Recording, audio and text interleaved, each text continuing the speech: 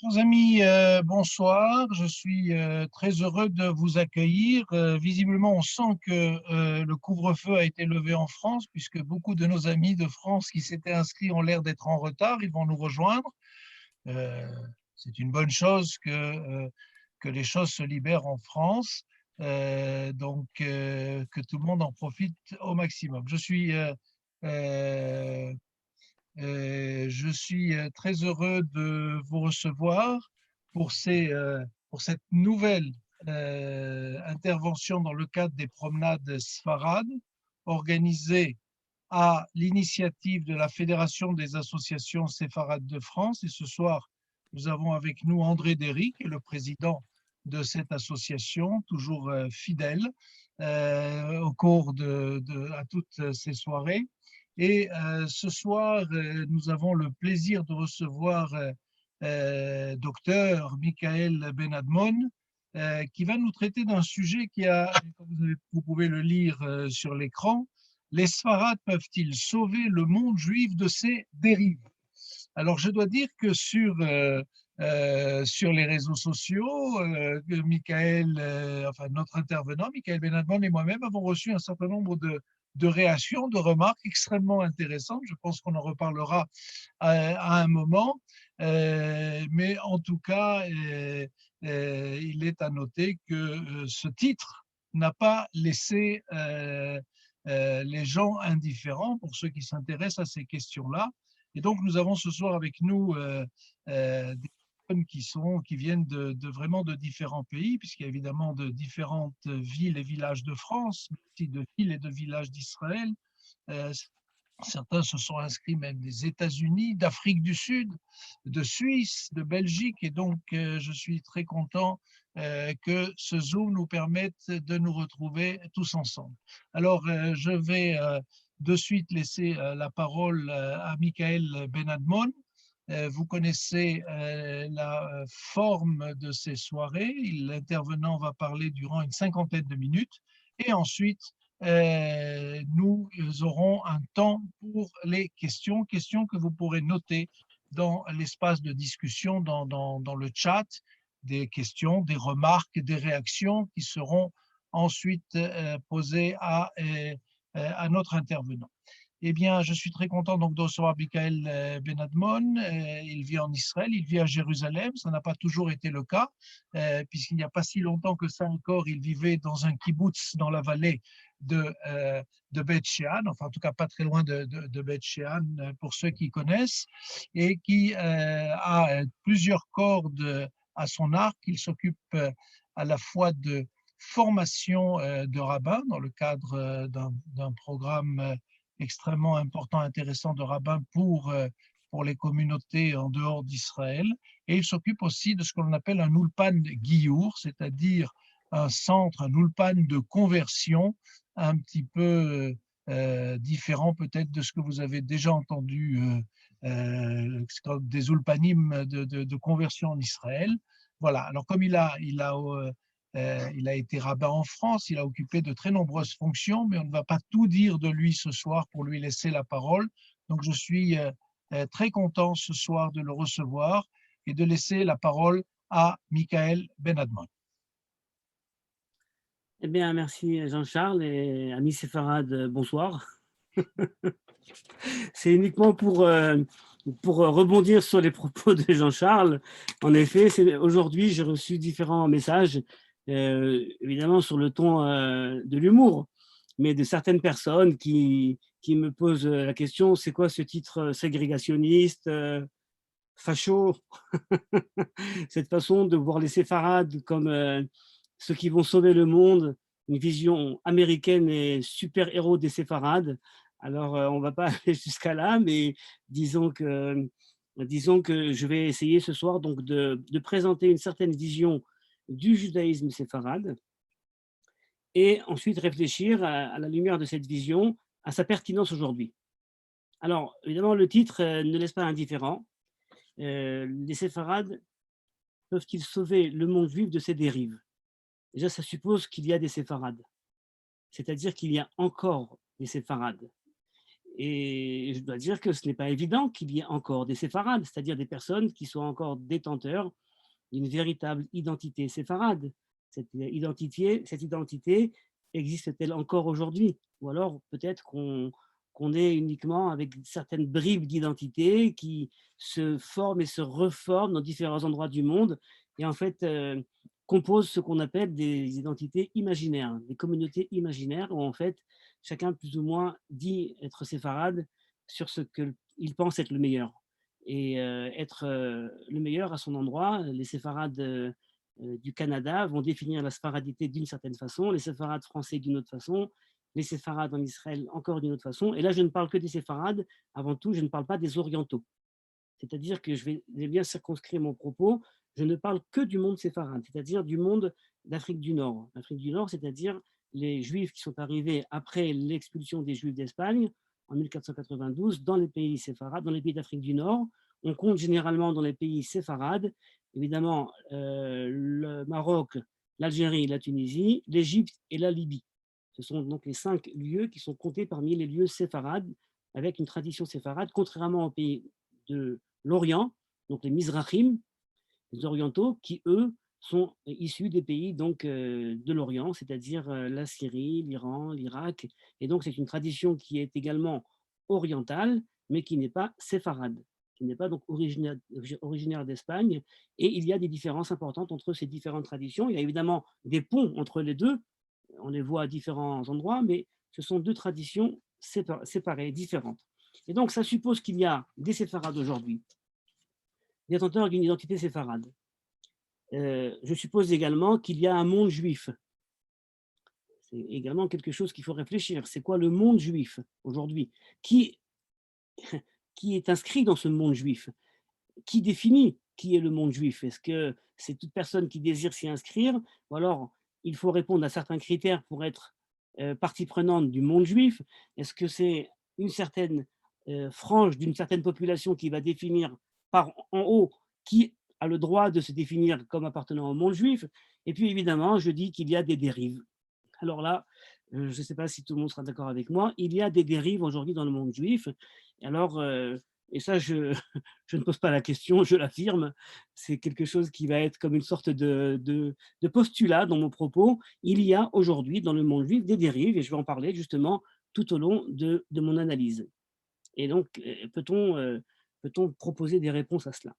Alors, je ne parlerai donc que des juifs séfarades d'Afrique du Nord, et je parlerai essentiellement de la tradition qui s'est développée en Afrique du Nord et qui s'est perçue au XXe siècle, au XXe siècle, d'une façon très claire.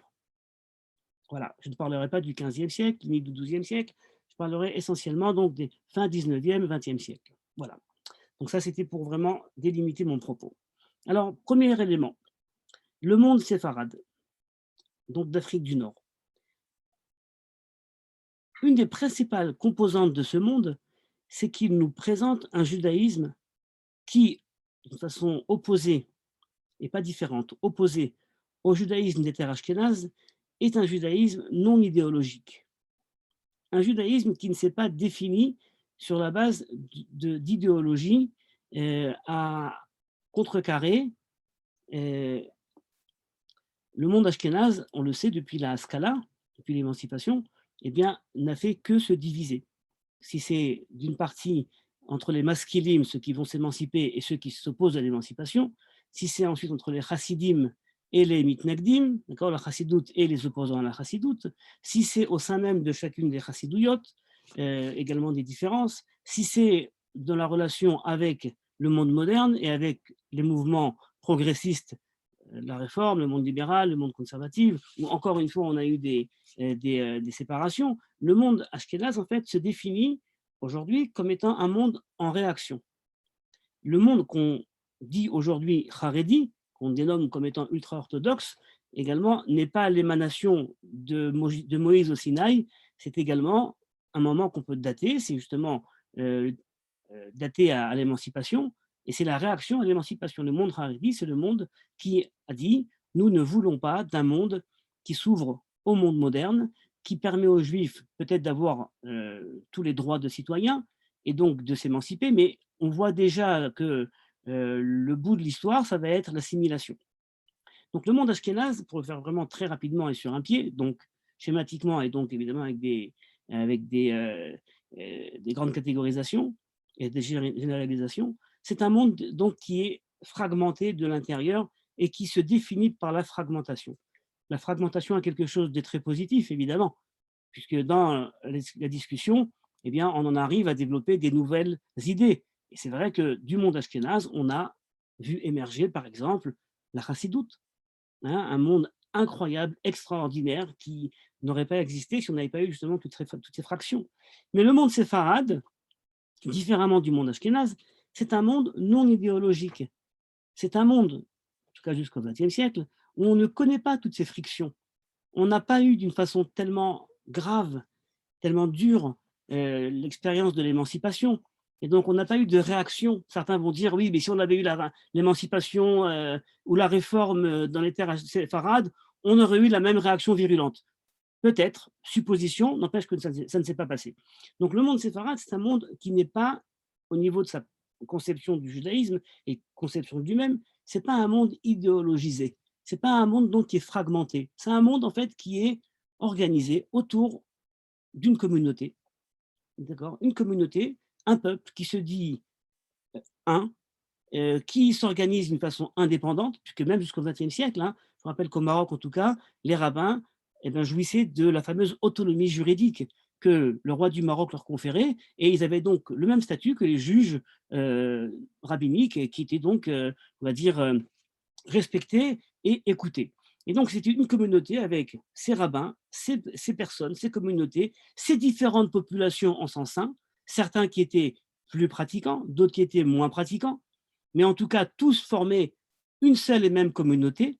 Il n'y avait pas là-bas des communautés divergentes, il y avait peut-être différentes versions d'un rite, et encore, il y avait des différences entre les villes, bien entendu, des différences de halakha, mais ce n'étaient pas des différences qui fragmentaient le peuple. Donc, première définition, c'est donc un monde qui est non idéologisé. Je le dirai plus tard, est-ce un avantage ou un inconvénient? C'est pour l'instant un constat. Deuxième point, le monde séfarade est un monde qui a pour conception qu'il faut mettre en avant ce qu'on appelle Torah Shebe Alpé, c'est-à-dire l'enseignement oral. La Torah orale. L'enseignement de la Torah n'est pas quelque chose qui passe nécessairement par l'écrit. C'est quelque chose qui passe par la tradition. C'est quelque chose qui passe par la tradition et donc par la famille. C'est la famille, le papa, la maman qui vont, par leur vie, par leur mode de vie, bien plus que par leur enseignement conceptuel, faire passer de génération en génération la tradition. Comment est-ce que tu manges la matzah à Pessah? Ah ben, je la mange comme mon papa le faisait. Et comment on le faisait à la maison? Et comment on le faisait à la maison? Eh ben, comme mon grand-père le faisait. Et ah bon, et pourquoi c'était comme ça? Peut-être qu'il se trompait. Ah ben, ça, c'est la tradition. Maintenant, je peux dire tradition, vous voyez, avec les mains comme ça et la tête un peu penchée, sur un mode nostalgique et un petit peu bené, mais je peux dire également, c'est la tradition. Comment tu mets en doute la tradition? Tu mets en doute la transmission. Mais s'il n'y a pas de transmission, il n'y a pas non plus de Torah, il n'y a pas de suivi, il n'y a pas de continuité. Comment peut-on être sûr que ce qui est passé de génération en génération eh bien, a une valeur de certitude et de vérité? Ben parce que c'est justement quelque chose qui a été travaillé et passé de génération en génération. Et donc, deuxième élément de l'identité séfarade, c'est donc la Torah chez Béalpé, la tradition orale, donc la transmission. Et de là, évidemment, vous comprenez l'importance des minagim, l'importance des différents usages. D'accord? Quel est le minag chez toi? Ah ben moi, chez moi, le minag, et le minag, ce n'est pas quelque chose, vous voyez, qui relève uniquement du folklore. Si ce n'était que du folklore, ça aurait déjà été important. Parce que le folklore, ce n'est pas quelque chose qui vient uniquement agrémenter la vie. C'est très fort le folklore. Mais le minag n'est pas uniquement du folklore. C'est un mode d'être. On fait des choses qui ne sont pas écrites. On a une tradition vivante. C'est ça qui garantit la vitalité de l'identité juive. Donc c'est le deuxième élément. Donc on a dit un judaïsme non idéologisé, une communauté, l'importance qui est donnée à la tradition orale et bien évidemment, en conséquence de ça, j'en ai parlé, la centralité de la famille. La centralité de la famille.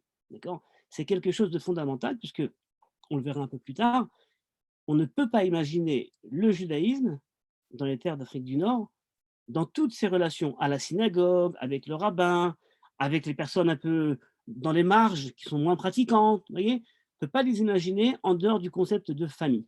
La famille est centrale. On ne casse pas avec la famille. On peut s'engueuler, bien évidemment.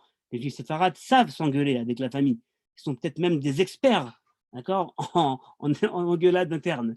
Mais disons que ça peut se faire sur des sujets, on va dire, au quotidien. Mais dans la conception juive de la famille, on ne retire pas quelqu'un on ne fait pas sortir quelqu'un de la famille parce qu'il ne fait pas le Shabbat. C'est impensable. D'accord. Il fait partie de la famille. D'accord. C'est donc une grande famille. C'est la compréhension en petit de ce que veut dire être un peuple.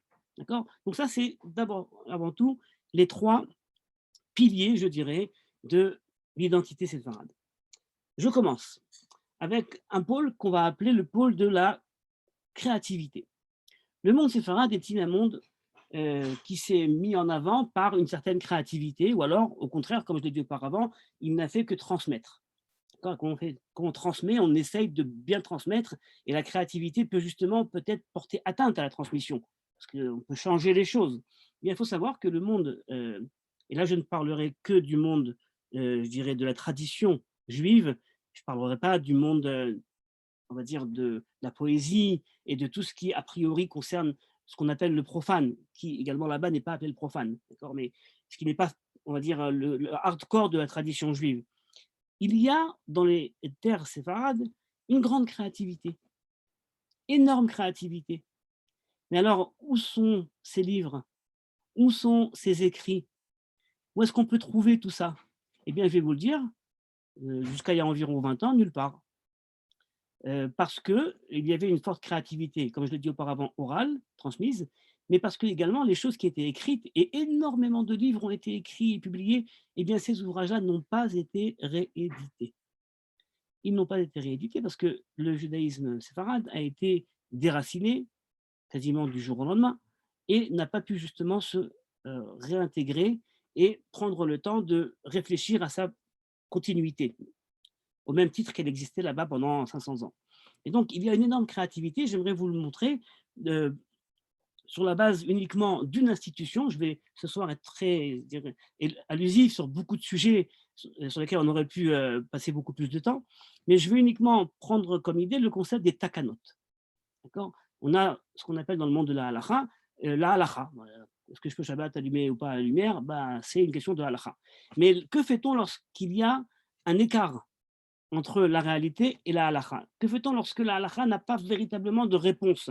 Parce qu'on est face à une nouvelle situation. Eh bien, il y a dans la littérature halachique, depuis le Xe siècle, depuis l'époque des Géonim, ce que l'on appelle une takana, c'est-à-dire un décret. Les rabbins ont le droit de décréter certaines choses, même si ces choses-là ne sont pas tout à fait écrites dans les textes, et au contraire, ils ne sont pas écrits dans les textes, et on va les utiliser pour régler un problème immédiat, parce qu'on a un vrai problème, et on ne peut pas rester avec une lacune juridique. Le monde a horreur du vide. Le monde séfarade, et je parlerai là du Maroc, a développé une littérature énorme de takanot. Tous les livres, on a une littérature incroyable de Sifrei takanot. Chaque ville a son Sefer takanot. Ça a été publié, on peut les voir, on peut les entendre aujourd'hui.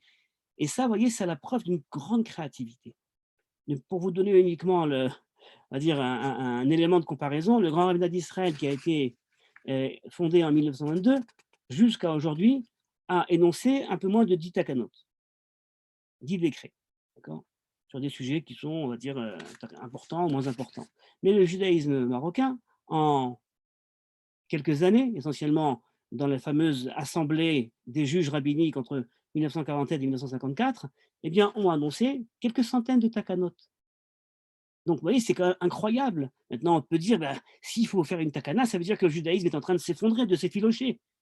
Et donc que les rabbins sont dans une sorte de panique, on ne trouve plus de réponse dans le judaïsme institutionnel, et il faut inventer, c'est pas faux non plus. N'empêche qu'il a fallu justement de l'audace de ces rabbins pour se réunir et pour justement faire usage de cette institution halachique qui s'appelle la takana pour régler des problèmes. Alors, la créativité ne vient pas uniquement dans le cadre de la takana. On a une littérature énorme, comme je l'ai dit, qui n'a pas été rééditée. Malheureusement, il y a depuis quelques années un monsieur à Jérusalem qui s'attache à rééditer tous les livres des sages séfarades. Aujourd'hui, il y en a plusieurs milliers, mais ce sont des livres, vous voyez, qui sont absolument inconnus au bataillon. Je vais vous faire uniquement une confidence. Les rabbins que je forme donc au rabbinat séfarade sont quasiment tous déjà diplômés d'un diplôme rabbinique du rabbinat d'Israël. Et alors, je les ai pour 2 ans. Et la première question que je leur pose, je leur dis, je vous donne environ 10 minutes pour me donner le nom de 10 rabbins d'Afrique du Nord des 100 dernières années et de leur ouvrage. Eh bien, je peux vous dire que ça fait 10 ans que je m'occupe de ça, je n'ai pas un qui a réussi. Je vous parle de personnes qui sont diplômées rabbins. Vous voyez, ce n'est pas une tradition connue.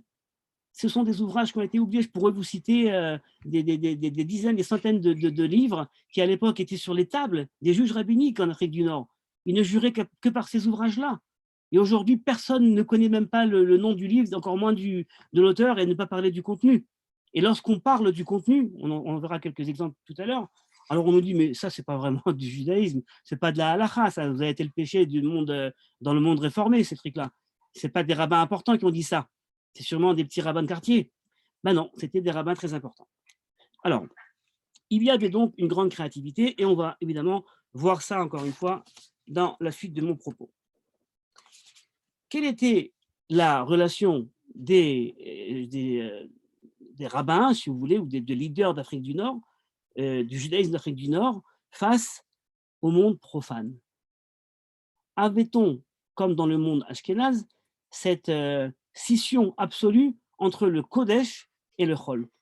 Il y a ce qui appartient, on va dire, au sacré, à la sainteté, et puis il y a ce qui est de l'ordre du profane. Et le profane, vous voyez, c'est le métier qu'on va faire pour vivre, c'est peut-être certaines choses qu'on va utiliser pour compter, mais ça ne reste qu'instrumental. Et bien, dans le monde d'Afrique du Nord, justement, à la suite de l'identité de l'âge d'or espagnol, il y avait une grande considération et une grande importance qui était donnée aux matières profanes. C'est-à-dire, il n'y a pas du tout de honte à étudier la médecine, il n'y a aucun problème à faire de la poésie, au contraire. D'accord. Je vous rappelle que lorsque l'Alliance universelle est arrivée dans les pays d'Afrique du Nord, avec, il faut le dire, pas mal de paternalisme, on va éduquer ces primitifs à ce que veut dire être juif. Faut savoir que tous les rabbins importants de l'époque, en première génération, ont tous été d'accord d'envoyer leurs enfants à l'Alliance. On ne le dit pas ça souvent. Parce que pour eux, quand on leur dit l'Alliance va venir et va apprendre aux Juifs, dans des petits villages ou même dans les villes, à compter, à avoir des métiers, ils vont apprendre l'anglais, mais pour eux, c'était extraordinaire. Ce n'était pas uniquement un besoin du moment, on a faim, on ne mange plus parce qu'on n'a plus de métier. Non, enfin, on nous ramène cette symbiose entre les mondes, entre le monde du Kodesh et ce qu'on appelle le monde du Chol. Bon, une génération après, voyant les résultats religieux qui se passaient dans les écoles de l'Alliance, une grande partie des rabbins se sont rétractés. Et on entend aujourd'hui essentiellement le discours, on va dire, plus tardif, mais des rabbins très importants. Je pense par exemple en Orient, comme le rabbin Abdallah Somer, qui était un des maîtres du Ben Israël, un rabbin très important. Lui était le premier à avoir signé une lettre en faveur de l'alliance dans les écoles. On n'a que le rabbin Moshe Khalfon Cohen de Djerba, donc à Djerba, qui lui, lorsqu'il a entendu parler de l'alliance, il leur a dit « Combien vous voulez ? Ce que vous voulez, je vous le donne et vous ne venez pas. Je ne veux pas vous voir ici. » Mais c'est Djerba, avec toute la mentalité qu'il y a à Djerba et le caractère très, très, très conservateur qu'il y avait à Djerba. Et donc, on a dans cette idée-là, justement, que le juif lambda peut être ouvert sur la culture, et peut être tout à fait imprégné de cette culture. On le voit dans les chants, dans l'emprunt des musiques andalouses pour la prière, et Rabbi David Bouzaglou, était justement un des grands dans ce monde-là, qui était même considéré comme étant un des maîtres de la musique andalouse, et il ne se gênait pas, lui et d'autres, pour emprunter justement des musiques qui venaient de la culture ambiante, pour introduire ça au sein même de la synagogue, parce qu'il n'y avait absolument pour lui aucun problème. Alors, ça c'est par rapport au rapport donc au Limoud Echol. Passons à un autre sujet, qui aujourd'hui pose problème dans le monde juif, c'est peut-être une des dérives. Je crois qu'aujourd'hui, le monde juif se confronte à différents défis. Un des défis, c'est le statut de la femme. c'est le statut de la femme. Les synagogues vont-elles continuer à mettre les femmes derrière le rideau? C'est peut-être une métaphore comme une réalité. En tout cas, ne pas leur donner une véritable place. Et je parle là uniquement du monde orthodoxe parce que c'est là-bas qu'on peut aujourd'hui. En tout cas, c'est là-bas que je suis, donc je parle de ça. Les femmes, en fait, vont-elles rester dans une position mineure, ou alors le monde juif va justement permettre une évolution, peut-être pas une révolution, mais une évolution, une introduction plus centrale de la femme au sein de la vie juive de la synagogue, au même titre que le monde moderne a permis aux femmes d'être médecins, juges et tout ce que vous voulez. Voyez. Alors c'est très intéressant sur ce point-là, justement, de voir que ce judaïsme non idéologisé, comme je disais auparavant, et donc qui n'a pas été en réaction à, d'accord, eh bien, a pourtant développé, a vu en son sein des choses qui se faisaient et qui ne posaient problème à personne.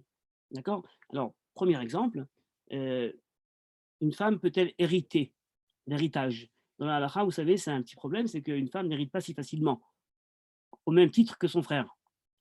On a eu une takana des sages de Tolitoula qui, justement, permettent à une femme d'hériter comme son frère.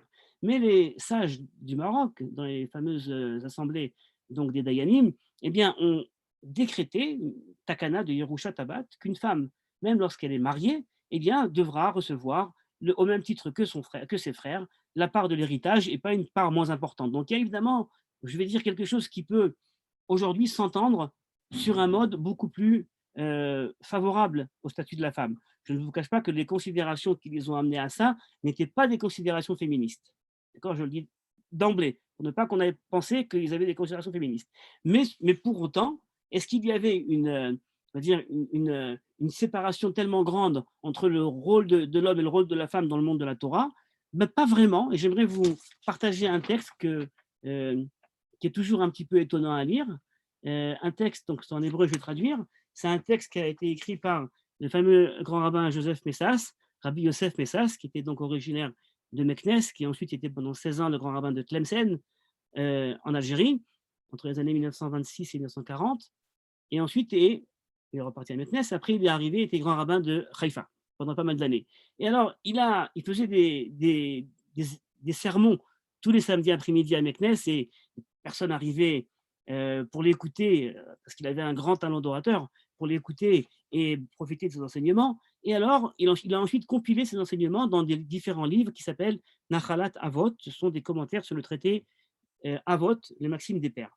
Et puis, alors qu'il parle d'un sujet, vous voyez, qui n'est pas du tout lié à ce qu'on va dire maintenant, il nous dit, et je vous le traduis directement, il nous dit, et d'ailleurs, j'aimerais bien également dire que les femmes kéchérotes, les femmes pieuses, justes, cachères, vous voyez, alors avaient l'habitude de se lever très tôt le matin avant leur mari, leur prépare un café, et ensuite, eh bien, vont les réveiller pour qu'ils aillent faire la prière. Leur donnent le café, et puis voilà, ensuite, donc les hommes partent à la prière, et les femmes, elles, eh bien, éduquent les jeunes filles de la maison aux tâches de la maison, c'est-à-dire comment coudre, comment repasser, ce que vous voulez, voyez, toutes les tâches de la maison. Et il nous dit, Veraiti al Sefer. Et j'ai vu dans un livre qu'il y avait quelques endroits en Espagne où les femmes kéchérotes, qui étaient des femmes éduquées, des femmes érudites, se levaient très tôt le matin, partaient dans leur synagogue de femmes, et priaient en tzibour entre elles. Et puis une d'elles était le chaliar tzibour, était l'officiante, et elle sortait le Sefer Torah. Il y en a qui mettaient les téphilines, et chacune d'elles était enveloppée du talit, et elle faisait comme ça également le Shabbat et les jours de fête. Et ensuite, après avoir fait la prière très tôt le matin, elles rentraient à la maison, elles réveillaient leur mari et leurs enfants et leurs garçons, elles leur préparaient le café, et ensuite ils continuaient leur journée. Mais voyez, et il me dit, bon, évidemment, elles faisaient ça, non pas parce qu'elles sont obligées, mais parce qu'elles pouvaient le faire. Et il raconte ça, vous voyez, Rabbi Yosef Messas, il parle de quelque chose qu'il a vu et qui se passait en Espagne. Mais il le raconte, vous voyez, sur un ton pas du tout polémique. Il n'est pas en train de dire après, mais attention, ça c'est de la réforme, ça c'est pas de chez nous. Pas du tout. Vous voyez, il y a des choses qui font partie de la halakha, c'est pas interdit, ça se faisait, ça peut se faire. Et je crois que justement, dans ces discours, là c'est un exemple, mais je pourrais en amener plusieurs, dans ces discours, par exemple, sur le statut de la femme, eh bien, il y a énormément de choses qu'on peut écouter et qui sont développées justement sur un ton non polémique et non idéologisé, et donc qui permettrait d'être beaucoup plus consensuel. Je continue mon propos et j'en arrive à la question des leaders. À quoi ressemblaient les leaders du monde séfarade? Alors tout d'abord, les leaders du monde séfarade, vous savez, étaient éduqués avec tout le monde à la yeshiva avant. Eh bien, les jeunes étudiaient avec les maîtres. Le maître était le rosh yeshiva, il était également le juge de la ville, et il venait, il se mettait face au maître, et tout le monde étudiait ensemble. Certaines fois, les enfants ou les jeunes faisaient le cours devant les maîtres, et les maîtres répondaient. C'était beaucoup moins hiérarchisé qu'aujourd'hui, et donc quelque part, les enfants étaient très rapidement introduits aux véritables questions de ce monde. Et quelles étaient les questions qui étaient étudiées? Bien évidemment, énormément le Tanakh, d'accord, la Bible. Contrairement au monde ashkénaze, on étudie la Bible, vous verrez quelles sont les implications de cette étude, mais également le Talmud et la halakha, beaucoup de halakha. Et surtout, ne pas se perdre dans ce qu'on appelle des pilpoulines qui ne servent à rien. Au bout du compte, la Torah doit être étudiée pour être appliquée et surtout pour avoir une implication dans le monde réel. Et donc, il y avait cette idée de hautement pragmatique que lorsque tu es un érudit, eh bien, tu sais prendre tes responsabilités. D'accord? Tu sais prendre tes responsabilités. Ça, c'est, vous voyez, une, une façon de voir les modèles de formation des cadres. Deuxième point, on parle souvent des rabbins séfarades comme étant des babas. On a le modèle de Baba Salé, vous voyez, le rabbin gourou. D'accord? Sauf qu'il faut bien savoir que le modèle du rabbin gourou, eh bien, c'est un modèle qui est un modèle chassidique et qui, avant l'arrivée de Baba Salé, eh bien, n'existait pas. Il y a pas mal de recherches qui ont été faites sur ce point-là, que Baba Salé, Rabbi Israël Abou Hatzira, était attiré par le monde des chassidim. Dans les années 1920, il est parti en Israël, est parti se promener dans les cours des chassidim à Tibériade, a vu ce modèle et ensuite l'a réintégré là-bas. Mais le modèle du rabbin Baba n'était pas le modèle fondamental qui existait en Afrique du Nord. Et ça, c'est vrai, aujourd'hui, on a l'impression que dès qu'on est rabbin séfarade, on doit être Baba. C'est-à-dire que dès qu'on dit quelque chose, il n'y a pas de contradiction possible, il n'y a pas de débat, il n'y a pas d'étude, c'est uniquement sur un mode, extrêmement vertical de soumission. Non, c'est pas comme ça. Le rabbin, dans le monde leader, dans le monde séfarade, c'est une personne qui accompagne la famille. Il n'a pas comme rôle, lorsqu'il est rabbin communautaire, d'être perché dans sa tour d'ivoire. Il accompagne la famille. C'est lui qui va venir faire la brit mila, c'est lui qui va faire la bar mitzvah, c'est lui qui va faire le mariage, c'est lui qui va faire l'enterrement. C'est lui qui accompagne la famille. Il fait partie de la famille. Il y a beaucoup d'implications à ce que je dis là. C'est un rabbin sympathique, agréable, qui a son autorité, qui peut venir boire un verre d'eau à la maison, qui n'a pas peur de déranger les personnes, de rentrer dans leur zone de confort pour leur dire ce qu'il faut faire ou pas. C'est quelqu'un qui, vous voyez, a un modèle, je dirais, de leadership qui est un modèle organique. Il va se développer du sein du peuple. Il n'est pas parachuté par en haut, mais il se développe. Et donc, c'est pour ça qu'il a évidemment une audience et qu'on l'écoute et qu'il est apprécié. Vous savez, on connaît bien ça aujourd'hui encore en Israël, pour ne parler de ça, des personnes qui disent comment je vais me marier, le rabbin, j'ai pas de rabbin, et on va m'envoyer du rabbinat un rabbin que je connais même pas qui va nous marier. C'est absolument incroyable. Moi, j'aurais voulu le rabbin qui a marié mes parents, celui qui a fait la brit mila, celui qui a fait la bar mitzvah. Vous voyez, c'est une conception. D'accord? Je vous dis des choses extrêmement romantisées. D'accord? Je romantise. Et je vais arriver après, vous inquiétez pas, à une certaine vision un peu critique de tout ça. Je vous amène pour l'instant d'une façon beaucoup plus, je dirais, en bloc, des choses qu'on n'a pas toujours l'habitude de voir clairement. Le rabbin, le leader en Afrique du Nord, eh bien, avait une façon bien spéciale de prendre des décisions à l'Afrique. Bien spéciale.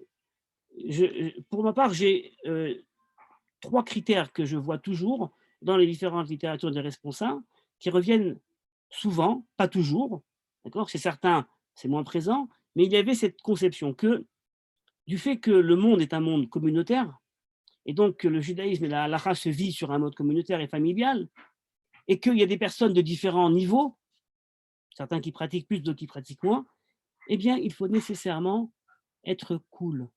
c'est-à-dire favoriser la Kula, favoriser la vie le moins rigoureux, pour permettre justement à tout le monde de rentrer et de se retrouver dans cette norme-là. D'imposer une norme beaucoup plus rigoureuse, eh bien, c'est quelque part faire sortir du collectif la moitié du peuple. Vous voyez, ne pas les engager et les mettre en dehors. Or, l'idée, c'est justement de les intégrer. Il y a un petit peu comme, pas vraiment pareil, mais le terme, le minimum commun qu'on retrouve chez les EI, d'accord, je dirais que dans le monde séfarade, chez certains rabbins, et pas mal à mon avis, on avait cette conception de la Kula. Deuxième point, très importante, la Torah n'a pas été donnée à des anges.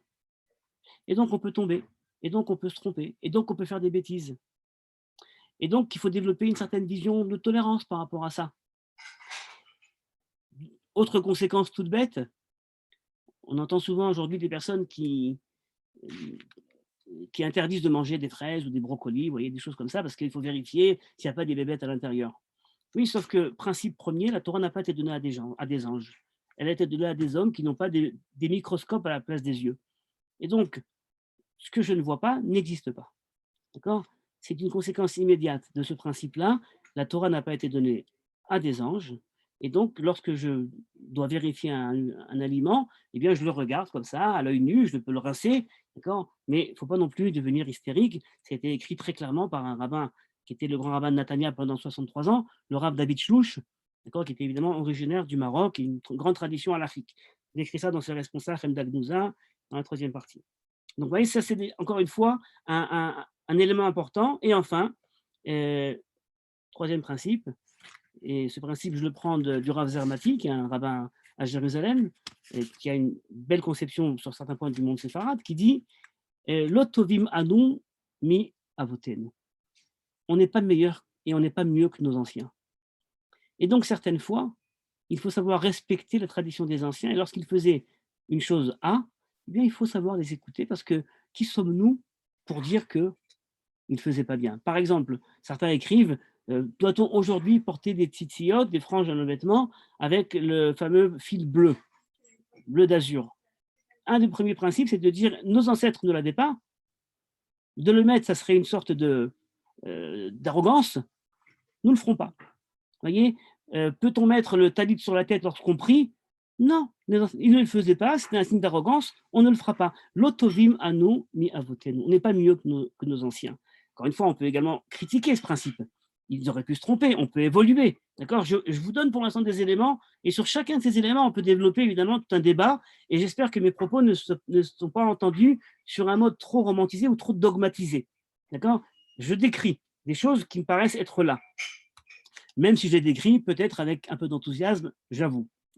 Le Rav Yosef Messas, pour sa part, lui, avait très clairement conceptualisé la chose en disant la halakha se fixe selon 3 critères, Zman, Sechel, Din. Chaque question doit être répondue en fonction du temps, de la période et de l'enjeu du moment. Donc, on ne peut pas répondre la même question 2 fois, hein, la même réponse 2 fois. Il faut savoir donc quel est l'enjeu du moment. Il faut savoir qu'est-ce que dit le bon sens. Et il faut savoir qu'est-ce que disent les textes de halakha. Et vous voyez, cette combinaison des 3 données est une combinaison très importante. On ne peut pas partir à la dérive avec ça. Dès lors qu'on a en tête la conception du bon sens, qui va être avec l'enjeu du moment et avec le din, eh bien, ça permet justement de ne pas partir dans des envolées conceptuelles qui nous amènent dans des mondes totalement et très loin de nous. Je pourrais, si vous voulez, plus tard, vous donner plusieurs exemples sur ce point-là. C'est un point important. Donc, c'était pour parler donc du leadership. À quoi ressemble le leadership? Troisième point, quatrième, le judaïsme séfarade est un judaïsme social. J'en ai parlé un petit peu déjà, la communauté au centre. C'est un judaïsme social, c'est-à-dire un judaïsme qui place le peuple au centre du système et pas la Torah. Lorsqu'on place la Torah au centre du système, il faut sans arrêt se hisser au niveau de la Torah. Lorsqu'on place le peuple au centre du système, il faut tout faire pour que la Torah arrive au peuple. Ce sont 2 conceptions totalement différentes. Je pourrais également après vous donner des exemples très, très concrets. Pour l'instant, je vais me suffire de quelques exemples. un principe qui apparaît énormément dans la littérature des responsables, c'est Gadol Hashalom. La paix est très importante. Lorsque quelqu'un ne fait pas Shabbat, est-ce qu'on peut manger chez lui? Il a touché du vin, est-ce que je peux boire son vin? Eh bien, c'est un grand débat dans la halakha, mais les sages importants disent Gadol Hashalom. Le principal, c'est de ne pas faire d'histoire. C'est de conserver la paix communautaire. C'est de rester entre nous, parce qu'au fond, on peut faire des bêtises, mais la paix, dès lors qu'elle est, je dirais, dès lors qu'elle est touchée, eh bien après, c'est très dur pour la récupérer, dès lors qu'elle s'évapore. Donc, Gadol Hashalom, ça a des conséquences sur la tolérance au sein de la communauté. On va tolérer des phénomènes que dans d'autres mondes, on ne tolérera pas. D'accord? C'est encore une fois très important. Un autre point qui va illustrer l'idée que le peuple est au centre, par exemple, des normes qui ne sont pas respectées par tous. Doit-on les enseigner à tout prix? Par exemple, le même Rav Shlouch dont je parlais a un responsable très important dans lequel il parle de l'obligation de jeûner les petits jeunes. Le 17 Tammuz, le 10 Tevet et le 3 Tishrei, Gedalia. Est-ce qu'il faut jeûner ces petits jeunes? Et dans le cadre d'un grand responsable, il dit, vous savez, on pourrait annuler ces jeûnes aujourd'hui, pour différentes raisons. Et un des arguments, c'est, dans tous les cas, personne ne jeûne. Alors, plutôt que les personnes ne jeûnent pas et pensent qu'ils sont en faute, il vaut mieux permettre de manger, et ainsi les personnes ne se considéreront pas en faute. Vous voyez, c'est très important comme donnée. Le peuple est au centre du système. Je ne vais pas recommencer une conférence sur la conversion, mais ça, j'en ai parlé, vous pourrez trouver sur le net plusieurs conférences là-dessus. L'importance de faire une conversion beaucoup plus cool, d'accord? Parce que le peuple est au centre. Et lorsqu'on a quelqu'un qui vient et qui se retrouve en couple avec un non-juif ou une non-juive, et qui sont déjà ensemble depuis des années, qui vont continuer dans tous les cas à être ensemble, que le rabbin le veuille ou pas, eh bien, il vaut mieux opérer une conversion afin que les petits-enfants n'aient pas à souffrir de la double identité et de la déchirure d'être juif chez les non-juifs et non-juif chez les juifs. Une conception de la conversion extrêmement différente de celle qu'on connaît dans le monde ashkénaze, beaucoup plus cool parce que justement communautaire et conserver justement la famille. Alors, je vous donnerai encore quelques exemples d'un judaïsme social. Rabbi Raphaël Berdugo, qu'on appelait un Malach Raphaël, qui lui n'a pas hésité à son époque, lorsque les enseignants du Talmud Torah se sont plaints de ne pas gagner assez d'argent, eh bien, et puis personne ne voulait payer plus, eh bien, il a dit si c'est ainsi, eh bien, tout s'arrête. Tant que ces personnes-là ne seront pas rémunérées comme il faut, eh bien, on arrête l'activité des shochatim, il n'y aura pas de viande, les moalim, le bedin, plus personne ne travaille. Et ainsi, il va s'intéresser au prix des ingrédients et il va introduire une halakha dans la régulation des prix parce que est-ce que tout le monde pourra manger du fromage ou du cottage ou du yaourt, tout ce que vous voulez? Eh bien, ce n'est pas uniquement une question économique, c'est une question religieuse. Et les rabbins doivent se mêler de ces questions de société. Autre exemple, dans les takanot, les fameuses takanot, alors j'ai une takana par exemple, signée par le rabbin Mimoun Banon, Moshe Ben Hamou, qui dit on va demander et on va imposer aux personnes de la communauté de ne pas trop dépenser lorsqu'ils font des fêtes. Est-ce qu'ils font des mariages, des bar mitzvahs? Pourquoi? Parce qu'il y a des personnes qui n'ont pas les moyens et ça va les mettre extrêmement mal à l'aise de ne pas pouvoir faire ce genre de fête extravagante. Et donc, takana, on interdit de faire de telles choses. Vous voyez, c'est très important ça, cette façon de concevoir le monde de la société. Et puis, évidemment, quelque chose qui découle de tout ça, eh bien, c'est la création d'une identité qu'on connaissait peut-être également en terrain ashkénaze, c'est la fameuse identité traditionnaliste. Le juif traditionnaliste n'est-il qu'un compromis entre le laïque et l'ultra-orthodoxe, ou alors c'est un mode d'être? Et le bon juif, eh bien, a également sa place dans le système de la halakha. Et les rabbins, lorsqu'ils vont énoncer la halakha, eh bien, ils ne pensent pas que ce juif-là, c'est un pauvre homme perdu, une âme perdue qu'il faudra récupérer et remonter. Non, c'est un modèle juif. Le bonhomme, ou la personne travaille, étudie, va à la synagogue, certains niveaux d'études, un peu plus, un peu moins, mais en tout cas, il n'y a pas de mépris à avoir pour ce monde-là. Je vous rappelle qu'aujourd'hui, le monde israélien en tout cas, ou dans le monde juif, le modèle traditionnaliste est un modèle extrêmement présent. Et le monde séfarade a justement peut-être amené, en tout cas en Israël, cet apport qui est un apport considérable, qui est le traditionnalisme, qui est peut-être la seule façon pour que l'identité juive en Israël perdure. Et je parle en Israël, d'accord? Un mode d'être qui ne met pas l'accent sur, comme le dit le professeur David Bouzaglou, la émouna, est-ce que tu crois ou tu ne crois pas? Est-ce que tu fais ou tu ne fais pas? Mais met l'accent sur la ne'emanout, sur la fidélité. Quelle est la façon dont tu es fidèle à cette tradition? Et chacun a une façon différente d'être fidèle, et ça vient justement dans le cadre, vous voyez, d'une conception extrêmement large. Alors, je pourrais évidemment vous parler encore de certains domaines qui, par exemple, les relations interreligieuses, et les sages d'Afrique du Nord avaient-ils une optique spécifique pour considérer les autres religions, l'islam et le christianisme? Ben, bien entendu.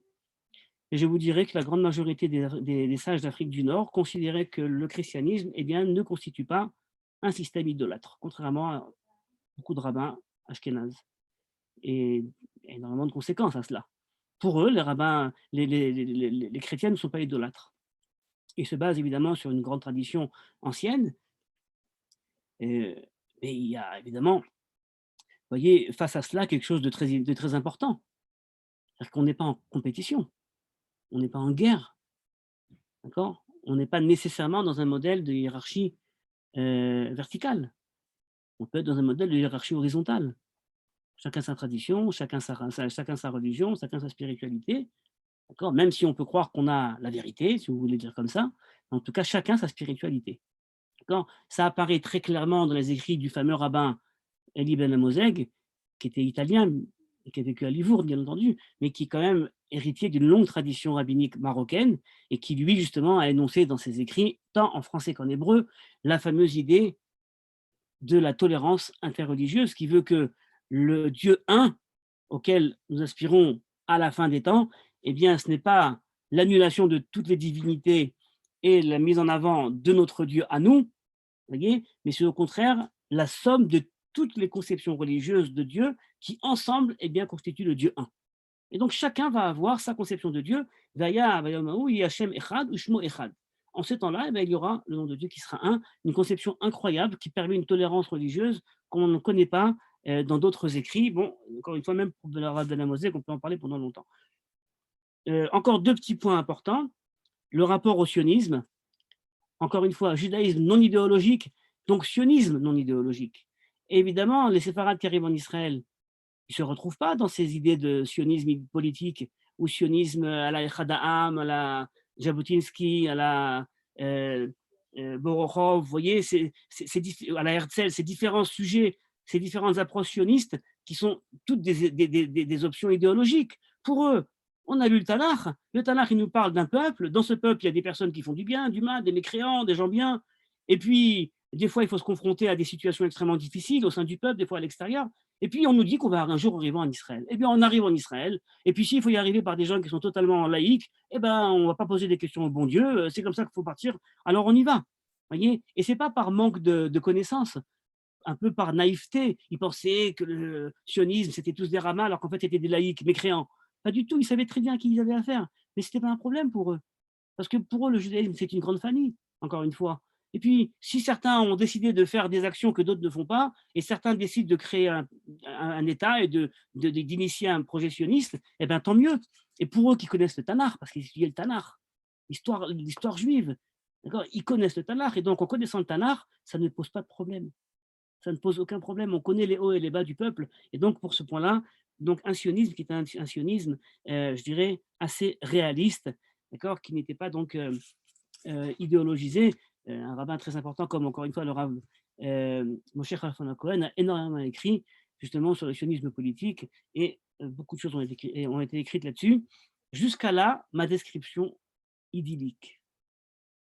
Et pourtant, donc vous voyez que tout ça aurait peut-être pu nous sauver des dérives du monde juif concernant le statut de la femme, concernant des rabbins qui sont des rabbins un petit peu, on va dire, pas trop adaptés aux communautés, un peu ségrégationnistes, certaines fois un judaïsme raciste. voyez, qui parle des autres sur un ton très élitiste. Vous voyez, un judaïsme qui est ouvert à la culture. Vous voyez, j'ai décrit un judaïsme, on me dit, mais il est où ce judaïsme? On le recherche, où est-il? D'accord? Et ben, le problème, c'est, vous voyez, que il y avait une très belle théorie, et sur beaucoup de choses également, des données qui sont concrétisées, sauf que, et là, vous me donnerez plus que 3 minutes pour en parler. Sauf que tout ça s'est développé en terrain séfarade, c'est-à-dire dans des communautés en terre d'islam. Et donc, les défis auxquels étaient confrontés les communautés, les rabbins, les leaders, eh bien, étaient des défis locaux. On a donc répondu à des défis locaux. Vous savez, moi, j'ai des très bons amis qui sont avocats, ou des très bons amis qui sont comptables en France. Et ce sont des excellents comptables en France. Ils connaissent la comptabilité française parfaitement sur le bout des doigts. Et puis, lorsqu'ils arrivent en Israël, ce n'est pas la même comptabilité. Et donc, ce sont des excellents comptables, mais ils n'ont rien à nous dire. Ils ne peuvent pas gérer des problèmes de comptabilité en Israël. Ils ne connaissent pas le droit anglo-saxon, ils connaissent le droit français. Ça ne marche pas. Et donc, quelque part, ce que je veux dire, c'est que toutes ces histoires dont j'ai parlé maintenant, qui sont développées en terre d'islam, en quelle mesure elles peuvent avoir une pertinence et se perpétuer lorsqu'elles sont déconnectées de leur terre natale? Or, le judaïsme séfarade a été déconnecté de sa terre natale. Il est passé d'une terre orientale, si vous voulez, en pays d'islam, à une condition occidentale. Et aujourd'hui, le judaïsme séfarade lui-même est énormément occidentalisé. Et donc, quelque part, ça nous pose la question de savoir, est-ce qu'on a aujourd'hui une possibilité de remettre sur pied ou de réintégrer ou de réutiliser des données qui faisaient partie en fait d'un passé, peut-être glorieux, mais encore une fois d'un passé, et qui pourraient aujourd'hui avoir une certaine pertinence. Parce que, vous voyez, on entend aujourd'hui beaucoup de personnes qui veulent utiliser les textes dont j'ai parlé, les textes de halakha essentiellement, pour justement montrer qu'on a des traditions alternatives qui ne sont pas des traditions ni misogynes, ni racistes, ni, voyez, ni fermées. Bien sûr, c'est important, sauf que ça pose la question du statut de la halakha dans la spiritualité du monde juif. La halakha est-elle uniquement un système de droit dans lequel on peut piocher? Certaines fois, on piochera en Afrique du Nord, d'autres fois, on va piocher en Allemagne, on va piocher en France, et puis c'est un système fermé. Ou alors, au contraire, la halakha, c'est l'émanation, l'expression d'une certaine spiritualité. Je tends plus à la deuxième définition. C'est-à-dire que la halakha, telle qu'elle s'est développée en Afrique du Nord, eh bien, elle accompagnait une certaine spiritualité. Et comme elle l'accompagnait, donc elle était vraiment à même, vous voyez, de créer une sorte de symbiose entre l'identité de la personne, l'identité halachique, la façon dont on travaillait, et quelque part, vous voyez, ça marchait. Mais aujourd'hui, est-il véritablement possible de prendre ces traditions séfarades et ces communautés qui sont aujourd'hui dans des endroits donc totalement occidentalisés, c'est-à-dire face à des défis nouveaux? Le juif en Occident est face à des défis nouveaux. D'accord? Les défis que les Juifs ont rencontrés quand ils sont arrivés en France, ou même en Israël, eh ben, ce n'est pas les mêmes qu'ils ont rencontrés quand ils étaient là-bas, en Afrique du Nord. Ce sont des nouveaux défis. Or, lorsqu'on a des nouveaux défis, il faut développer des nouvelles stratégies pour pouvoir survivre. Et je me pose la question de savoir, le judaïsme séfarade peut-il se réinventer? En tout cas, il ne peut pas exister tel qu'il a existé sur un mode tellement romantique, comme je l'ai décrit. On va devoir remettre sur pied certains éléments et vérifier quels sont les éléments qui sont peut-être aujourd'hui, on va dire, dans une possibilité de renaissance. Aujourd'hui en Israël, il y a quelque chose d'unique qui s'est passé dans l'histoire. Le fait israélien a quelque chose d'unique, au-delà du miracle du sionisme et d'un peuple qui revient sur sa terre. Eh bien, c'est la rencontre inédite entre l'Orient et l'Occident. Israël, c'est le seul endroit sur la Terre où on a une rencontre tellement forte entre l'Orient et l'Occident. Et quelque part, dans cette nouvelle donnée, eh bien, on a justement peut-être une possibilité de créer quelque chose. Mais ce quelque chose-là ne sera jamais le retour ni à une identité strasbourgeoise ou allemande ou yéménite ou marocaine ou d'Afrique du Nord. Ça sera toujours quelque chose de reconstitué. Alors, quel est en fait notre petit problème pour réutiliser et reconstituer tout ça? Parce qu'au fond, vous voyez, les questions d'identité ne sont pas uniquement des questions, je dirais, du passé.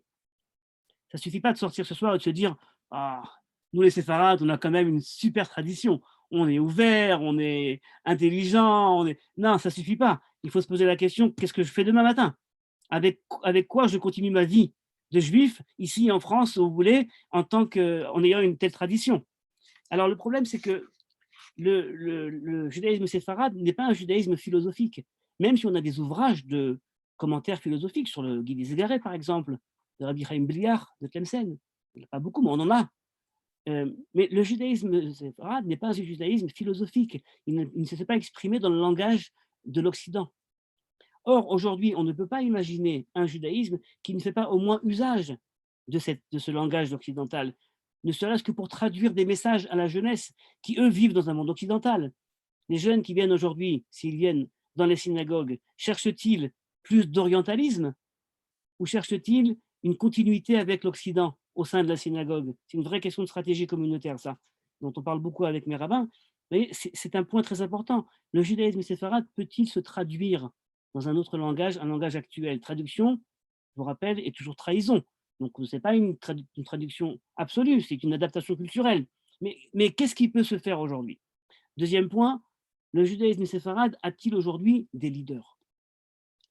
Alors oui, bien sûr, il y a des philosophes, il y a des intellectuels, il y a des professeurs, mais des leaders, quelqu'un qui peut porter une voix haut et fort et qui parle à tout le monde et qui est, encore une fois, non idéologisé et qui est accepté et qui est reconnu, c'est un problème, c'est un vrai problème. On n'a pas de leader aujourd'hui qui puisse justement lever ce drapeau afin de mettre en place une telle identité. On a des rabbins séfarades très importants, vous voyez, mais il y a des intellectuels séfarades très importants. Mais ce modèle intégratif du leader qui va porter cette voix, où est-elle? On a en Israël des nouvelles communautés qui se créent avec des petits leaders, mais ce n'est pas encore ça. Donc on a un problème de leadership. Voyez. Euh, on a un manque de dynamisme. Le monde de la tradition, comme je l'ai dit avec beaucoup de pathos, le monde de la tradition, le monde de la transmission, de la famille, de la communauté, n'est pas toujours très dynamique. Le monde d'aujourd'hui est en changement perpétuel. Ce qui était vrai il y a 35 secondes ne l'est plus dans 35 secondes. Et donc, le judaïsme séfarade a-t-il cette capacité, encore aujourd'hui, pas à l'époque, de se réinventer sans arrêt? Enfin, un point très important, le judaïsme séfarade comme judaïsme collectif, collectiviste, familial, eh bien, peut-il parler aujourd'hui à une génération qui est intéressée par l'individu? Le monde de la chassidoute, qui n'a pas pénétré les terres séfarades. C'est très intéressant de savoir que les chassidim se sont développés. Il y avait une connaissance de la chassidoute dans les terres séfarades. Ils savaient très bien qu'il se passait quelque chose de l'autre côté de la mer avec le Baal Shem Tov et les différents rabbis. Et le seul qu'ils avaient, c'était Rabbi Chaim Ben Attar, qui était également considéré comme un des maîtres de la chassidoute, et marocain.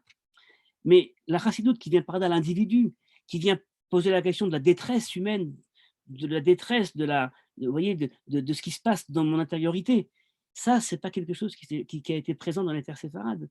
Or, aujourd'hui, le discours juif ne peut pas faire l'impasse de cet intérêt. Parce que justement, on est dans une génération où il y a un besoin de sens au niveau individuel. Et donc, vous voyez, quelque part, pour reprendre la question, les séfarades peuvent-ils sauver le monde juif de ces dérives?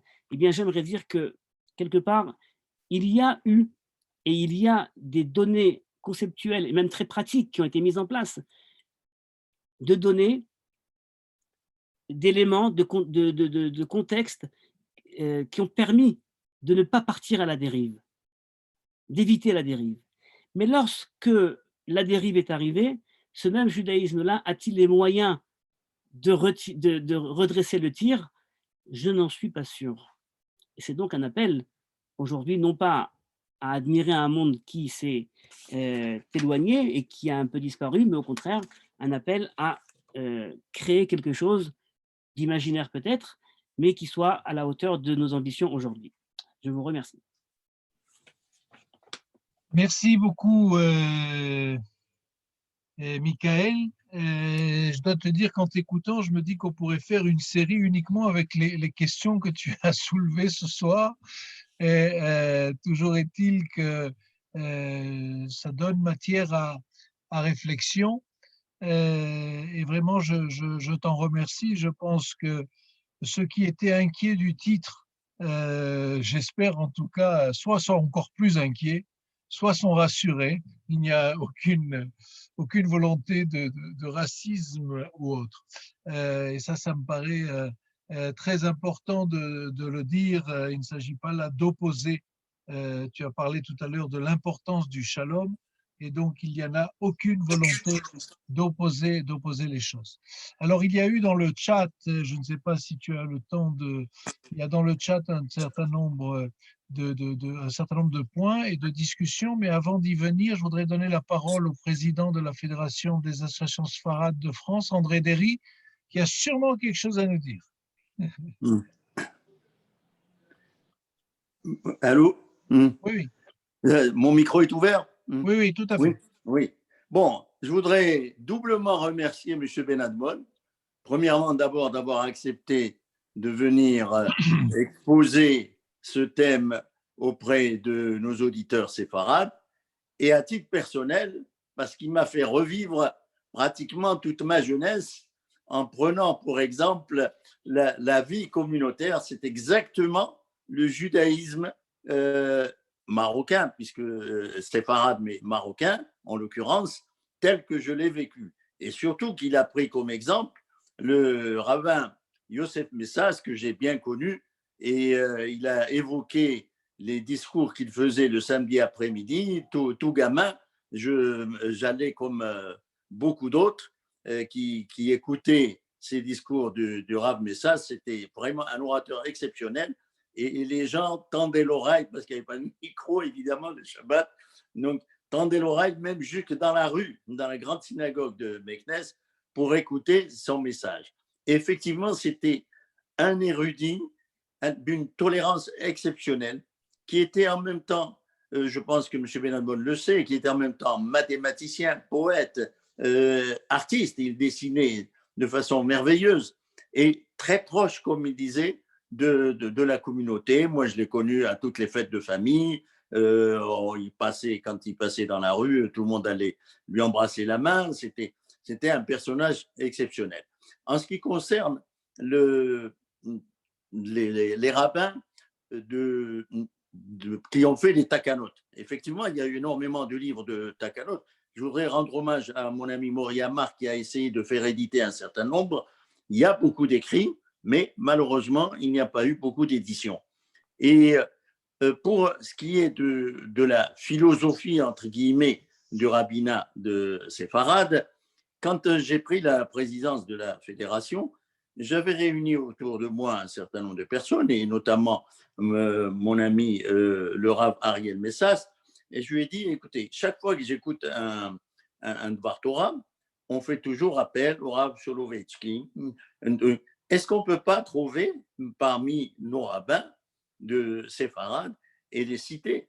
Et depuis, tenez-vous bien, régulièrement, tous les Shabbats, quand il fait un Dvar Torah, il cite le Rabbi Raphaël Berdugo, le Ma'ach Raphaël, qui effectivement, c'est un rabbin du XVIIe siècle, mais il a écrit des choses extrêmement modernes.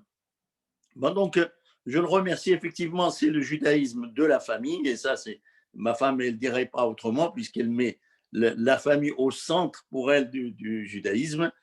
Pour ce qui est de la tolérance, et effectivement, je suis même une fois quelqu'un qui m'est très proche, qui était un peu trop pinailleur sur les questions. Je lui dis, mais tu deviens un lituanien, pratiquement.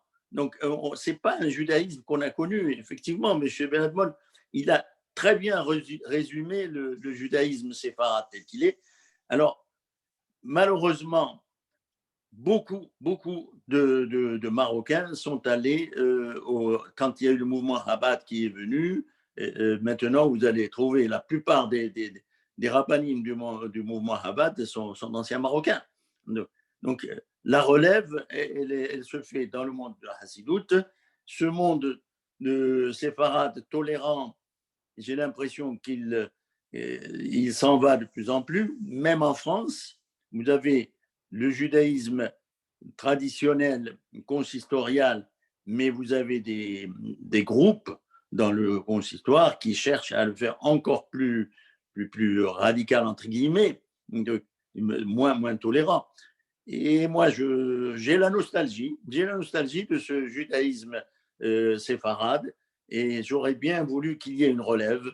Il y a eu le rabbin Yosef Messas à Haïfa, le grand rabbin Shalom Messas à Jérusalem, il y a eu le grand rabbin Malka, il y a eu beaucoup de grands rabbins d'origine séfarade en Israël. Malheureusement, ils ont tous disparu. Il n'y a apparemment pas de suite, mais si j'ai bien compris, M. Benadmoun forme des rabbins, à lui de mettre un petit peu dans le programme le système séfarade, et peut-être que dans le groupe, on verra émerger des personnalités avec un charisme suffisant pour arriver à trouver un leadership qui amène vers une tolérance et non pas cette division, hélas, entre laïcs, religieux, et en ce moment, c'est un petit peu très difficile de voir cette opposition, alors que le peuple juif devrait être absolument un, et c'est ce que j'ai aimé dans ce judaïsme séfarade, c'est qu'on accepte chacun comme il est, avec sa façon de pratiquer, et on ne va pas lui demander d'être à l'image de la pureté totale. Voilà ce que je voulais dire. Et merci encore, M. Benadmoun. Merci André, je crois effectivement que c'était important. Alors peut-être que tu vas rebondir sur ce qu'a dit le président André Derry, mais il y a eu un certain nombre de remarques, je ne sais pas si tu as eu le temps de les lire. Philippe Ezran, que je salue, de Jérusalem, dit: après l'expulsion d'Espagne, les Juifs se sont dispersés dans différents pays, incluant le sud de l'Europe, la Syrie et la Turquie. Partout, ils ont rencontré une communauté locale qu'ils ont influencée et qui les a influencés. Il n'est pas exact de dire que seuls les Nord-Africains sont sfaradim. 50% des halabim sont originaires d'Espagne. Voir à ce sujet ce que rapporte Chaim Sabato dans son livre Emetz Me'eretz Smar au sujet de leur minagim. De plus, les Nord-Africains et Bnei Edot HaMizrach lisent les mêmes haftarot, preuve de l'origine commune des minagim. Il y a les Salonicains aussi. Non, très bien. Encore une fois, on peut être originaire d'Espagne et ne pas être titulaire d'une identité séfarade d'Afrique du Nord. Les Halabim, au contraire, les Halabim ont une identité bien spécifique. C'est une école halachique, par exemple, très rigoureuse, qu'on ne connaît pas autre part dans le monde séfarade. Ils sont très rigoureux. Une littérature énorme, si vous voulez. Il y a des livres entiers du professeur Yaron Harel qui ont été écrits là-dessus. Et même, tout un recensement des dizaines et des centaines de livres qui ont été écrits à Aram Tsuba. Aram Tsuba, donc c'est Halab, c'est Alep. Ce n'est pas du judaïsme séfarade.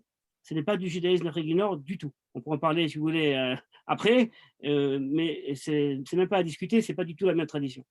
Très bien, je pourrais organiser une rencontre entre vous deux à Jérusalem. Alors, il y a Alain Tobelem qui habite à Carnoux en Provence, si mes informations sont bonnes, en tout cas s'il a bien rempli c'est juste à côté de Marseille, voilà, c'est toujours intéressant de le savoir. Il écrit: si l'on prend l'exemple de l'égalité des genres, pourquoi les Sfarades pourraient mieux résoudre cette dérive que les Ashkénazes? Alors, parce que dans le monde ashkénaze, la question de la femme, par exemple, eh bien, ça a été justement, je dirais, débattu essentiellement dans la division entre le monde libéral, conservatif, progressiste en tout cas, et l'orthodoxie. Et donc, quelque part, dans le monde ashkénaze encore aujourd'hui, dès lors qu'on parle du statut de la femme et peut-être d'une possibilité d'intégrer des changements dans le statut de la femme, ça s'entend tout de suite comme quelque chose qui relève du monde progressiste ou du monde libéral. Alors qu'on pourrait au contraire parler de cette adaptation du sein même de la tradition séfarade, puisque c'est quelque chose qui est possible. Je vais vous dire, vous pourrez trouver sur YouTube un témoignage du grand rabbin Shushna, Le rabbin Emmanuel Chouchna, qui était algérien, originaire de Bonn, élève du Rabbi Rachamim Naouri. Et alors, il a interviewé sur YouTube, vous verrez. Et alors, il dit à un moment comme ça, ben oui, nous, à Bonn, les filles montaient à la Torah, avant la bat mitzvah, elles montaient à la Torah, elles lisaient la Haftara. Et là, la personne qui l'interviewe dit, comment les filles montent à la Torah mais ça, c'est chez les réformés. Il fait, ah non, pas du tout, c'est marqué dans le Shulchan Aruch, c'est marqué dans la Gemara, Kol Olim Minyan Shiva, Filou Nashim Ktanim, c'est une halakha dans le Shulchan Aruch, c'est une Mishnah. Nous, on ne connaissait pas le monde libéral, on a vu uniquement ce qui est marqué dans la halakha. Vous voyez, maintenant, c'est un témoignage du Rav Shushna. Est-ce que c'était quelque chose de courant? Est-ce que c'était quelque chose de pratiqué? Mais en tout cas, le fait même qu'ils le disent comme ça, vous voyez, il dit quelque chose qui aujourd'hui est généralement prôné par les mouvances libérales, sous un mode totalement légitime halachique. Vous voyez?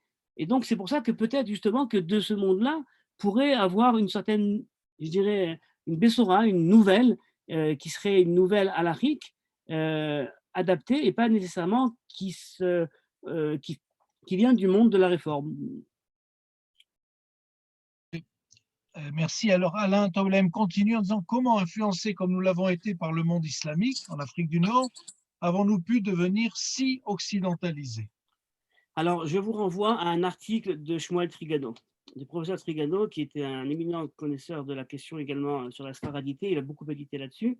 Un article qui a été écrit en hébreu dans la revue Kivunim, et dans lequel justement il montre que le passage brusque, soudain, tellement rapide des terres séfarades en terre occidentale, eh bien, a justement introduit, dire, une perte de vitesse et un oubli. Pourquoi? Alors, il dit déjà, cet exil, si vous voulez, eh bien, c'est passé après une autre catastrophe, une tragédie du monde juif qui était la Shoah. Et donc, on n'avait pas la possibilité de parler également de notre tragédie à une autre échelle, bien évidemment, qui était la tragédie du départ des terres séfarades. Et puis, ça, c'est le premier point. Deuxième point, il n'y avait pas de conscience politique et idéologique, comme je l'ai dit, qui aurait permis justement de se remettre, de retomber sur nos pattes, afin de redéfinir dans le nouveau langage quelque chose qui était vécu auparavant. Il n'y a pas eu justement ce temps-là. Il y a eu une autre cause, selon lui, c'est l'importance dans le monde post-colonialiste de mettre en avant d'autres questions et d'autres colonialisés, c'est-à-dire les Arabes d'un côté et la question palestinienne de l'autre, qui fait qu'on n'a pas pu parler justement d'une tragédie, d'un monde qui a été totalement déraciné, mais quelque part, un monde tellement islamisé, si vous voulez, passe à un monde occidentalisé parce qu'il n'y a justement pas eu de conscience du changement. Mais deuxième point, et quand même je pense qu'il est plus important encore, n'oublions pas quand même que le Maroc, l'Algérie quand même, était quand même, l'une était française, l'autre sur protectorat, c'est-à-dire que les normes de l'Occident depuis le XXe siècle étaient déjà en vogue dans certains pays d'Afrique du Nord, en Égypte aussi. Hein, on parlait français, on connaissait les normes françaises, il y avait déjà des mariages mixtes. En 1920, déjà au Maroc, on a des témoignages dans les textes de Halakha d'une certaine libération des mœurs. En Algérie, bien plus encore. Voyez, donc, c'est pas qu'il y a eu à ce niveau-là comment dire, une irhasfout, c'est-à-dire on a été, on s'est retrouvé face à quelque chose de totalement nouveau. Non, connaissait, c'était déjà occidentalisé, et puis ensuite, dans le passage brusque, il n'y a pas eu de possibilité, de capacité peut-être à redéfinir les choses dans un nouveau langage. Merci de ce que tu as dit. Juste le grand rabbin Shushna, Zichrono Livracha, que j'ai eu le plaisir de fréquenter, était un juif d'Algérie, pas un juif algérien.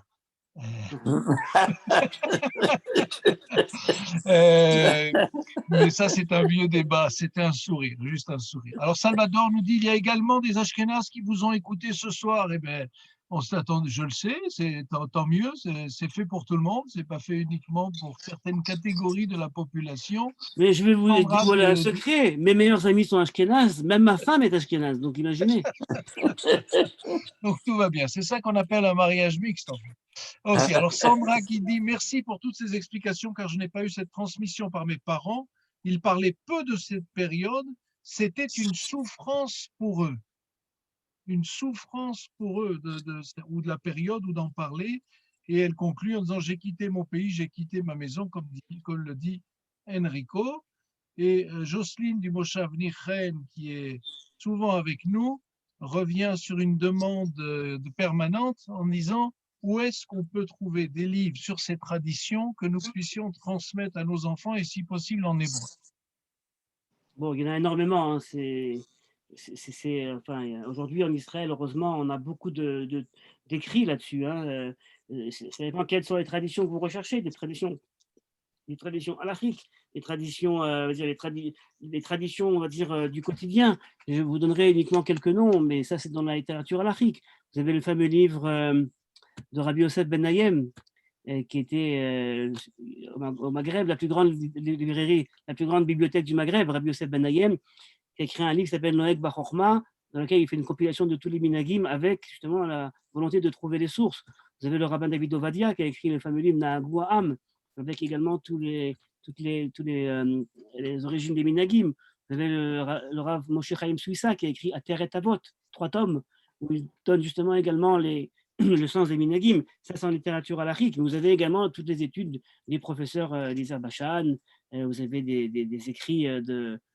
Aujourd'hui, encore une fois, je pourrais en parler du Vizohar, beaucoup de chercheurs qui traitent de ces sujets-là. Il y a une grande littérature. Vous avez la revue Pe'amim de Yad Yitzhak Ben-Zvi, qui est une revue entièrement consacrée au judaïsme, pas uniquement d'Afrique du Nord, hein, séfarade orientale, mais en tout cas aux faits juifs oriental, si vous voulez. Voilà, bien, alors, Édouard Robretz, que nous connaissons puisqu'il est de l'université d'Aix-en-Provence, si mes souvenirs sont bons, te dit Shkoyer, Michael. Voilà, on sent qu'il y a des échanges amicaux. Alors, on a quelqu'un qui demande à prendre la parole, on va la lui donner, c'est le privilège de ceux qui sont loin, c'est Joseph Malel d'Afrique du Sud. Bonsoir, vous m'entendez?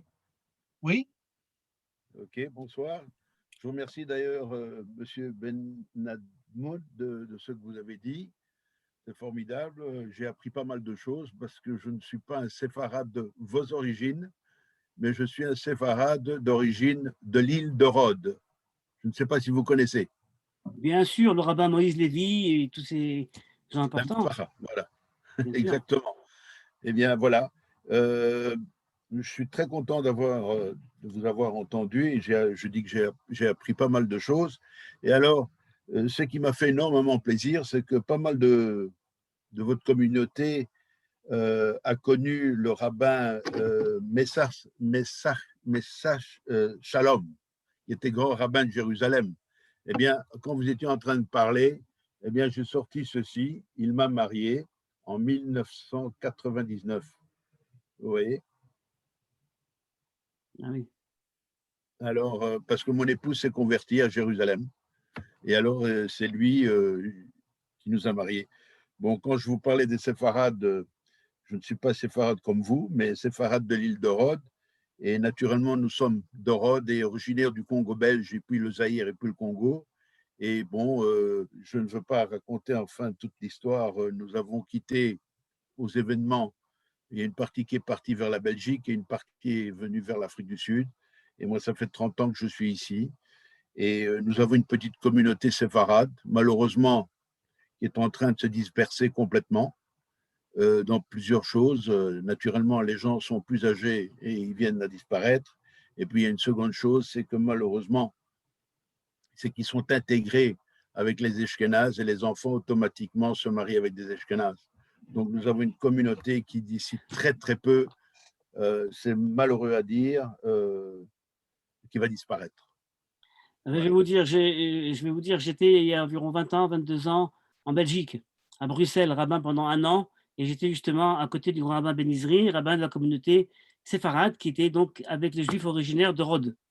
Et donc, en ayant appris là-bas toute la liturgie justement des Juifs de Rhodes, une très belle liturgie, et cette histoire justement intéressante des Juifs de Rhodes et du Congo belge. Mais c'est vrai que c'est quelque chose qui aujourd'hui est beaucoup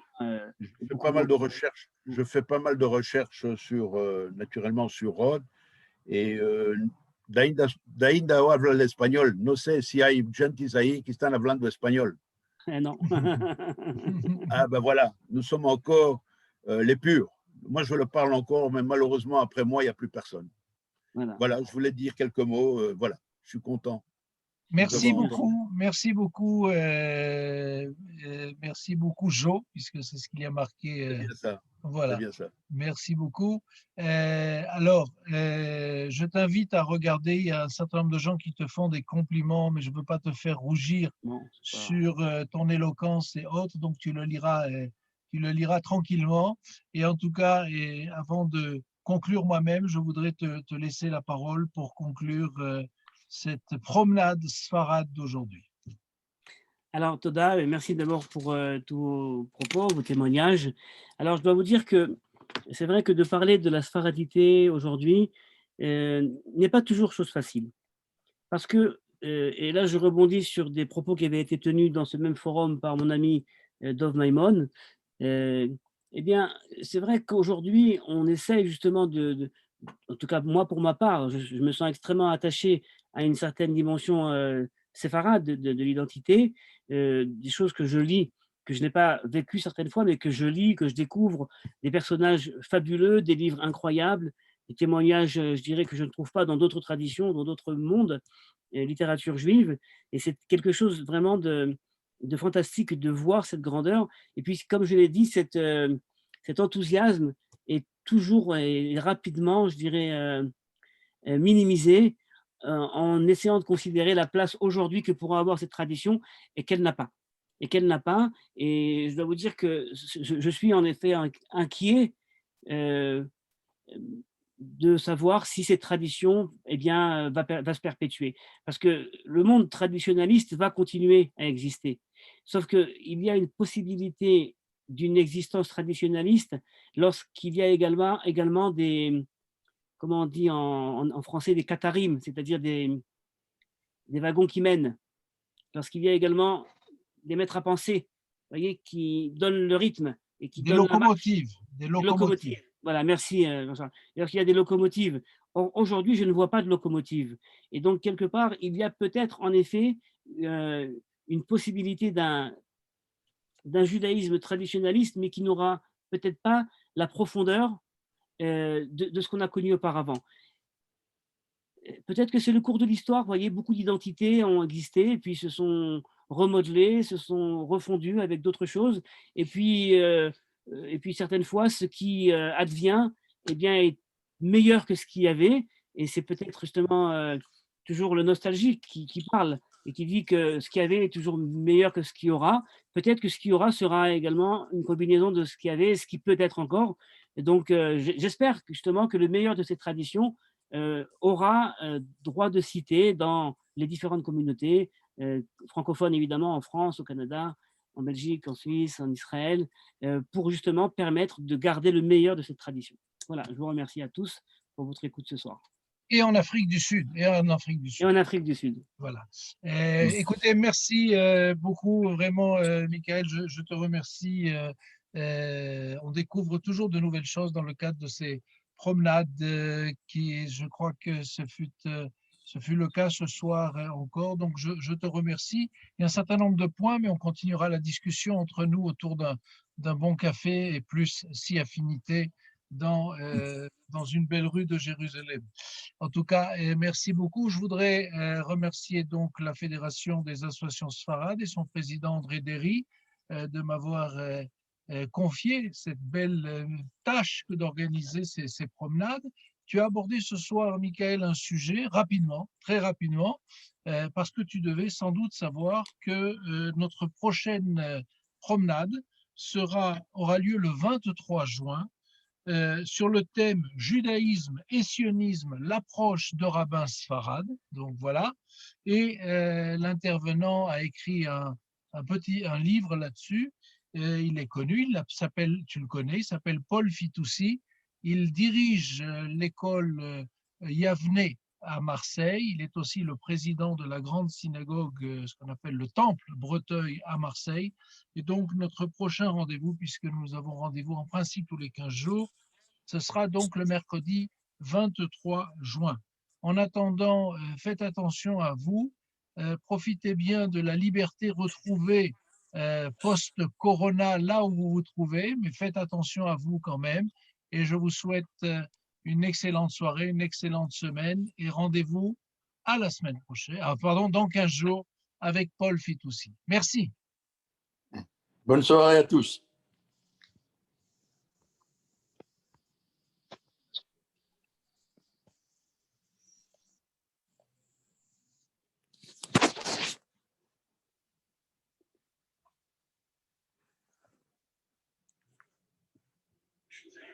Faut pas. Je vous tiens au courant pour les